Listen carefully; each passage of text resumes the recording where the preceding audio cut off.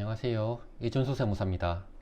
오늘은 자격농지에 대한 양도소득세 감면 마지막 시간으로 기타 관련 규정에 대해 가지고 좀 알아보도록 하겠습니다.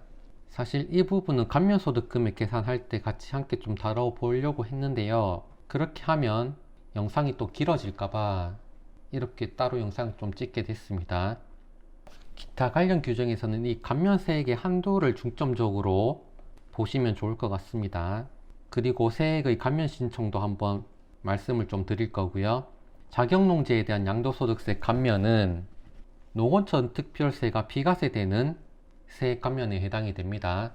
어떤 세액 감면의 경우에는 내가 감면세액의 혜택을 본 만큼 농어촌 특별세를 납부하게 되는데요. 세율은 20%입니다. 그래서 예컨대 내가 낼 세금이 100원이 있지만 세액 감면을 100만큼 받아서 실제 내가 납부할 세금이 없다 하더라도 이 감면받은 100의 20%에 해당하는 금액, 즉 20만큼은 농어촌 특별세로 납부를 해야 된다는 말이죠.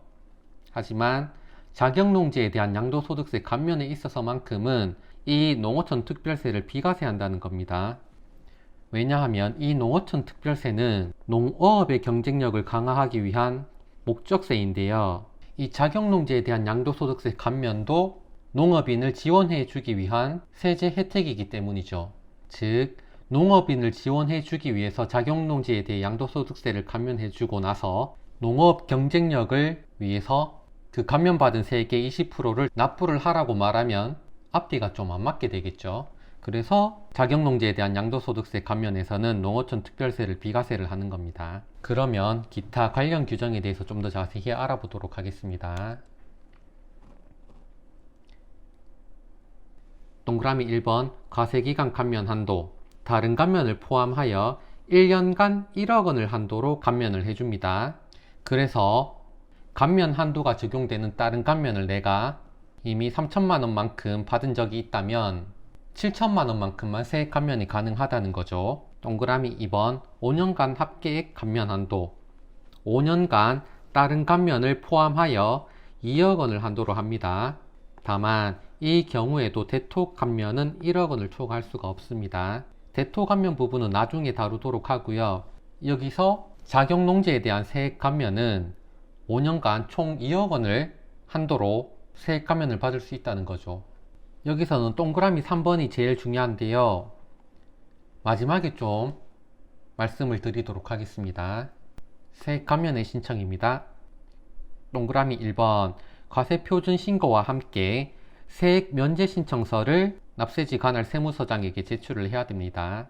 동그라미 2번 납세 의무자로부터의 소정 기한 내에 세액 감면 신청서의 제출이 없더라도 면제 요건에 해당하기만 한다면 양도소득세를 면제를 해줍니다. 어떤 경우에 있어서는 이 기한 내에 신청을 하지 않는다면 세제 혜택을 좀 못 받는 경우가 있는데요. 이 자격농지 세액 감면에 있어서는 기한 내에 제출이 없더라도 양도소득세를 면제를 해준다고 하는 내용입니다. 동그라미 3번 이것도 좀 중요합니다. 한번 읽어볼게요. 8년 자격 감면 대상 토지에 해당하지 않는 토지에 대하여 현장 사진 등을 첨부하여 세액 감면을 신청한 행위는 부정한 적극적인 행위에 의하여 세액 감면을 신청하는 경우로서 추후 감면 부인이 되는 경우 40%의 신고 불성실 가산세가 적용이 됩니다.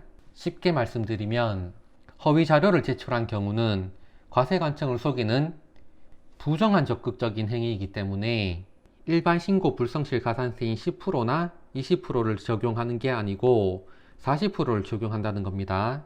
이 부분은 이제 자격농지 세액 감면을 받고자 하는 납세자분들에게 저희 같은 세무사가 꼭 인지를 시켜줘야 되는 부분이죠. 그리고 다시 감면세액의 한도 동그라미 3번으로 가서요. 한번 읽어보겠습니다. 과세연도를 달리하여 2회로 나누어 양도한 경우 한번 쭉 읽어보겠습니다.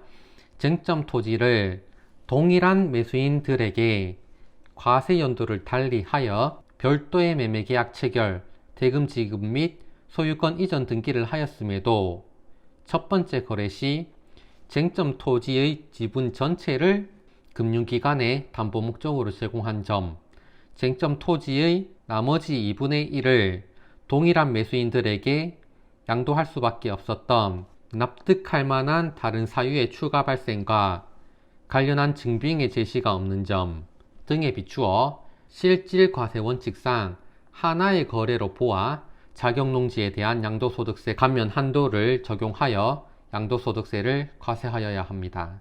내용이 조금 어렵습니다. 예를 들어서 설명을 좀 드려볼게요. 자격농지에 대한 세액 감면은 아까 전에 봤듯이 감면 한도가 1년간 1억 원이고요. 5년간 2억 원입니다. 그래서 내가 농지를 하나 가지고 있는데 세액 감면을 총 2억 원 받을 수 있다고 해볼게요. 이 농지를 2022년도에 일괄로 양도하게 된다면 세액 감면은 1년간 1억 원 한도에 걸리기 때문에 1억만 세액 감면이 가능하다는 거죠. 이게 케이스 1이고요. 반면에 케이스 2는 2022년에 일부 양도해서 1억 세액 감면을 받고 2023년에 일부 양도를 해서 1억 세액 감면을 받으면 1년간 1억 한도를 피할 수 있기 때문에 총 2억만큼 세액 감면이 가능한 부분이 있다는 거죠. 여기서 주의해야 될 것은 이렇게 연도를 달리 했을 때 총 2억을 세액 감면을 받을 수 있는 게 항상 가능할까라는 거죠. 아니라는 겁니다. 이는 국세기본법에서 실질과세원칙이라는 규정을 두고 있기 때문이에요. 특히 이 경우에 있어서는 조세회피 방지를 위한 실질과세원칙이 적용이 될 수 있습니다. 조세회피 방지를 위한 실질과세원칙이란 실제 당사자인 A와 실제 당사자인 B 사이에 거래가 있는 경우 제3자를 끼워 넣어 간접적인 방법으로 세법의 혜택을 부당하게 받았다 한다면 이 제3자와의 거래는 무시하고 이 당사자 간에 직접 거래를 한 것으로 보겠다는 거죠. 또는 A와 B 사이에 둘 이상의 행위나 거래를 할 수가 있는 경우가 있을 텐데요. 이 경우에도 세법의 혜택을 부당하게 받으면 이 둘 이상의 거래를 연속된 하나의 거래로 본다는 거죠. 자, 그러면 구체적으로 사례를 통해서 알아보도록 하겠습니다. 양도인인 A가 있었고요. 양수인인 B가 있었습니다. 양도인인 A는 세액 감면이 1년간 1억 원, 5년간 2억 원이라는 걸 잘 알고 계약을 둘로 쪼개서 이렇게 진행을 했습니다. 그래서 토지 지분의 1에 대해서는 따로 계약서 한 장을 만들고요. 나머지 토지 지분 2분의 1에 대해서 또 계약서 한 장을 만듭니다. 그래서 양수인과 거래를 했는데요. 여기서 위에 거를 1번 거래, 밑에 거를 2번 거래라고 해보겠습니다. 부동산을 거래할 때 계약금, 중도금, 잔금을 치르고 등기를 하게 되죠. 여기서 1번 거래에 대해서는 잔금일을 2018년 3월로 하고 2번 거래에 대해서는 2019년 1월에 한 겁니다.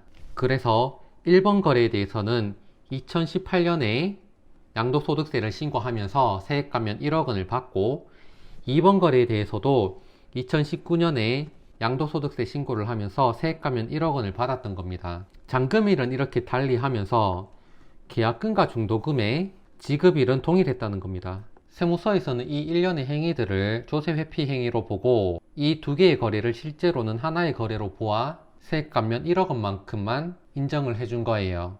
왜냐하면 양수인도 같고 계약금, 중도금 일자도 같고 특별히 이렇게 거래를 나눠서 할 이유를 양도인이 제시를 못하고 단지 이렇게 잔금 일자만 조정해가지고 세액 감면을 부당하게 받았다고 본 것이죠. 경우에 따라선 동일한 양수인에게 연도를 달리하여 토지를 분할하여 양도했다 하더라도 세액 감면 총 2억 원을 인정해준 사례도 있는데요. 예컨대 양수인 B 입장에서 자금이 부족해서 일부는 올해 사고 일부는 내년에 사고 이런 식으로 하던가, 혹은 처음에는 양수인 B가 양도인 A로부터 토지 일부를 매수해서 그 토지 위에 건물을 신축해서 사업을 계속 영위하고 있다가 추후에 사업이 계속 커지다 보니까 추가로 더 토지 부지가 필요하게 되었던 경우인데요. 그 경우에는 양도인 A의 의지로, 즉 세액 감면 2억 원을 받기 위한 목적이 아니었고 양수인 B의 사업상 필요 목적에 의하여 추가로 토지를 더 취득한 경우가 되었으니 이때는 양도인 A에게 세액 감면 2억 원을 다 인정해준 경우도 있습니다. 제가 여기서 말씀드리고 싶은 거는 이렇게 과세 연도를 나눈다 하더라도 총 2억 원의 세액 감면을 못 받을 수도 있다는 것을 좀 전달해 드리고 싶었습니다. 다시 한번 PPT 내용으로 좀 보겠습니다. 감면 세액의 한도 동그라미 3번. 과세 연도를 달리하여 2회로 나누어 양도한 경우 쟁점 토지를 동일한 매수인들에게 과세 연도를 달리하여 별도의 매매 계약을 체결하고 대금 지급 및 소유권 이전 등기를 하였음에도 첫 번째 거래 시 쟁점 토지의 지분 전체를 금융기관의 담보 목적으로 제공한 점, 쟁점 토지의 나머지 2분의 1을 동일한 매수인들에게 양도할 수밖에 없었던 납득할 만한 다른 사유라 하면 아까 전에 말씀드렸듯이 매수인의 자금 부족으로 일부는 올해 양도하고 일부는 내년에 양도하거나 아니면 양수인의 필요 목적에 의해서 토지가 추가로 더 필요하게 되어서 그렇게 매수인의 요청으로 추가 토지 매입이 있는 경우가 있었죠. 그러한 관련 증빙의 제시가 이 케이스는 없었다는 거죠. 그래서 실질과세 원칙상 하나의 거래로 보아 자격농지에 대한 양도소득세 감면 한도를 적용하여 양도소득세를 과세하여야 한다는 거죠. 다시 한번 강조드립니다. 중요합니다. 자, 이상으로 자격농지에 대한 양도소득세 감면 중 기타 관련 규정에 대해서 한번 알아봤고요. 다음번에는 농지 대토에 대한 양도소득세 감면을 가지고 영상을 좀 올려드리도록 하겠습니다. 감사합니다.